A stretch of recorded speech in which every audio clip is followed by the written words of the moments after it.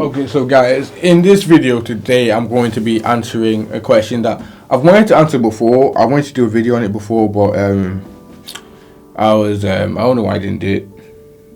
Laziness, probably. The question was, I'm actually very curious of how man deal with heartbreak. Do you lot listen to noisy music and whatnot? And I thought, I'm going to answer this question. So yeah. Here we go. Here's my answer to how I dealt with my heartbreak.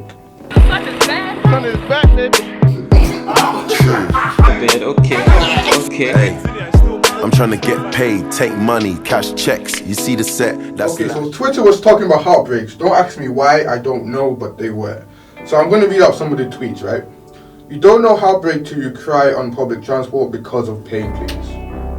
Heartbreak this, heartbreak that. If you was emotionally unavailable, that would never have happened, sweetheart. Getting over a heartbreak really turns you into a better and stronger person. Sometimes God allows us to go through heartbreak to show us true happiness can only be found through Him and not a significant other. Let me tell you guys about my heartbreak. Okay, cool. Sip some tea for this, because it's heartbreak isn't a joke. It really isn't, because really and truly, it can really have a detrimental impact on someone's life. It can really break you in ways you thought you could never be broken. It can put you in places where you never thought you'd be.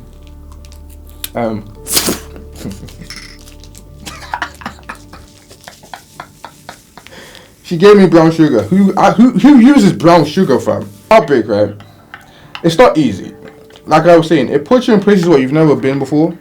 It makes you feel feelings you've never felt before. For me, it was the first time I had a panic attack, I think.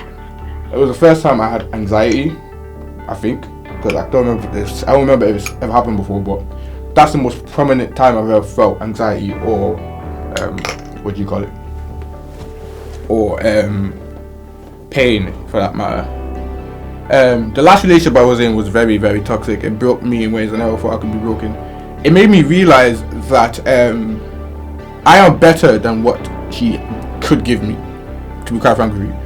I realized my self-worth was way more than what I was putting up with. Like my ex, she cheated on me multiple times. I took her back because I loved her. Like, even to the point, right, I didn't tell my boys, because obviously when you tell your boys, yo bros, man them, I got cheated on. My boys are ruthless. I'm not gonna lie, my boys are ruthless. We are a ruthless bunch of people. I know it's all love, like laugh at my pain type thing, but it was too much pain for me to be laughed at in that moment. So I didn't tell them. I dealt with it by myself. Cool. And then there was one day where I found out she cheated on me. And when I tell you, I went for a walk. I don't know where I was walking, but I was walking for time. So I live at the top of this hill. I live at the top of this hill in Liverpool on London Road. And then I walk from London Road all the way to the docks in Liverpool. And if you've been to Liverpool, you know that the docks are at the bottom of the city, right? They're at the bottom of the city. And I walked all the way down, literally sobbing on the phone to my best friend, Jamie. Hi, Jamie. How you doing? Speaking to Jamie and just telling her about what pain I was going through, and just being able to just be completely weak and broken in front of her, or on the phone, or on FaceTime. Not hiding away, not using my pride to say I can handle this by myself, because I couldn't. I've never experienced this before. It broke me in ways where I was like, I don't trust women anymore. I can't be in a relationship with a girl. I don't trust you. Loyalty was non-existent. And at this point, she was like, really and truly, she was like my best friend, the only person I really spoke to, and I didn't feel like she was just my quote-unquote support system with YouTube, with life in general. Spoke to her every day, FaceTime. So she really became my best friend. I think a part of me loved her really much, because after she told me what she did, I took her back, because I was just like, really and truly, if I lose her, who do I have? And that right there is a toxic trait, because really and truly, why in heaven's name am I putting all my dependence on one person when I have my friends who have been my friends for years before her, who've had my back way before her? But at the same time, during that period, I was going through a lot, so I didn't even think I had friends. Obviously, I dealt with it in what ungodly, fleshly way you could. I had sex. I'm not gonna lie, I'll be straight up, I'll be honest, I'm not gonna sugarcoat it. I had sex. I started smoking weed. I'm not gonna lie, it's just I used everything in my power to get over something I thought I could. But then you have to come to realize your power is nothing. Your power is really just measly, weak. You're strong, but not strong as you think you are. Because there's something bigger than if you have faith and if you believe, then you understand what I'm saying. If you don't, I pray that the spirit of the God moves in you in any way, shape, or form, or somehow something, God is good all the time. God is good. He'll do something.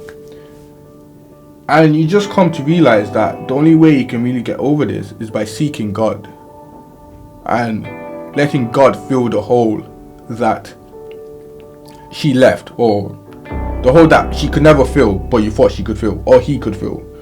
So yeah. So let me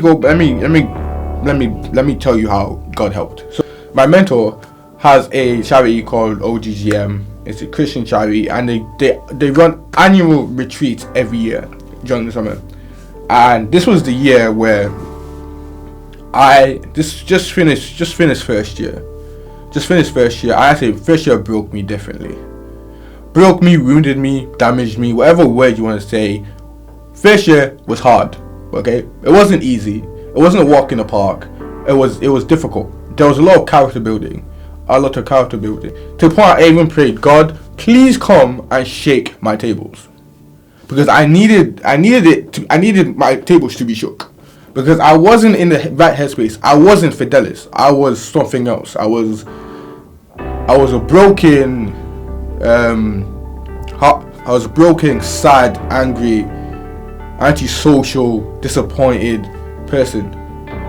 So going to the retreat completely changed my thought process, my belief in myself, because God moved, God spoke, He did things I never thought He would do. So during the retreat, we had the opportunity to get baptized, right? And I decided, I want to get baptized, but I wasn't sure whether it was my time to get baptized, because I was like, I want to be thinking I'm just doing it for reason's sake, because I want to do it. I want it to be God's purpose for me to do it. So in the end, I prayed to God. God didn't tell me anything. But don't forget, Him not telling you anything is an answer in itself. You need to understand that. Because if He didn't want me to get baptized, I would have stopped. I wouldn't have thought about it anymore. I would have just gone away. But every single day until the day it was time to get baptized. So they told us on Monday. So from Monday and it was supposed to be on Wednesday. So from Monday, Tuesday, Wednesday, it never left my mind. I spoke to my mentor, like, that's God's answer to you. God's telling you, get baptized. I got baptized that day. And when I tell you, the peace, the joy, the cleanliness, both physically, spiritually, in any way you can think of clean, I felt like the cleanest person after I got out of that water. I just felt God's spirit just really filled me. And even to the point where He gave me something I didn't ask for. 2 hours later, we were worshipping, we were doing praise and worship, and I started speaking in tongues. And I'm like, whoa. God just filled me with a different type of love. The self-confidence I got after this experience, after knowing that God is with me and there's nothing else that can stop me, my confidence skyrocketed, like ridiculously. Ridiculous how much confidence I have in myself and in my ability. Really and truly, I still have my self-doubt. Don't get me twisted. Everybody has self-doubt, but my confidence is greater than the self-doubt I have, because I know that there's an amazing power in my life that can really give me everything that I need to move forward and to fulfill the purpose I have. But yeah, so really and truly, the only way you can really get over, personally in my opinion, so you guys don't come and crack my neck, is by going to the person who made you, showing him your weaknesses and letting him rebuild you. I know who I want in a wife. Now I know what I want, and now I'm more selective about who I want my wife to be. When it's time to pick my wife, I'm not just gonna pick anybody. It's gonna be someone that I need, and I need to see has not just all the traits that I want, but the fear of God in her. Because without that, then will the relationship really work? If you're a non-believer, you'd believe so. If you're a believer, you wouldn't think so. Again, this is my opinion. You can really take it as you want. I'm not trying to shove it down your throat. Like, really and truly, it is your own basically. It's your own personal problem. And this brings me on to all of those, I'm not gonna lie, all these nonsense people, right? That wanna say to me, that wanna tweet on Twitter things like this one, right here. Sometimes I want to experience heartbreak just so I can relate to certain songs. See? You see this? You see this? This is ridiculous, right? That's the banter. You're really bantering me. Because you want to experience something like that, you don't even know what you want to experience. Because really and truly, experiencing heartbreak isn't a joke. It doesn't, like, what do you think you're going to gain from it? Why that hand so up? Let it come to you. Don't seek it out. Yeah, that's it. That's what I want to say. Don't seek it out. When it's your time, it's your time. Because if you seek it out, you will find it and it will break you. And then you're going to complain that, why am I heartbroken? Well, you asked for it. So you were given what you asked for, really and truly. Let me just sip my tea because I can't answer that question. I'm just going to sip my tea because it really and truly, it isn't a... This is nice, you should try it. It isn't something that you should seek out. It isn't something that you should want for yourself. It will happen at some point in your life. But it isn't something you should seek out. Because it will you're not ready.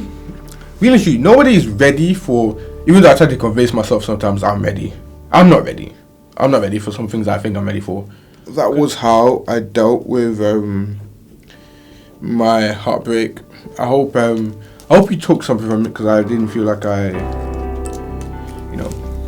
expressed myself well. But if you did take something from it, or if you did learn how men deal with heartbreak, that was how I dealt with it.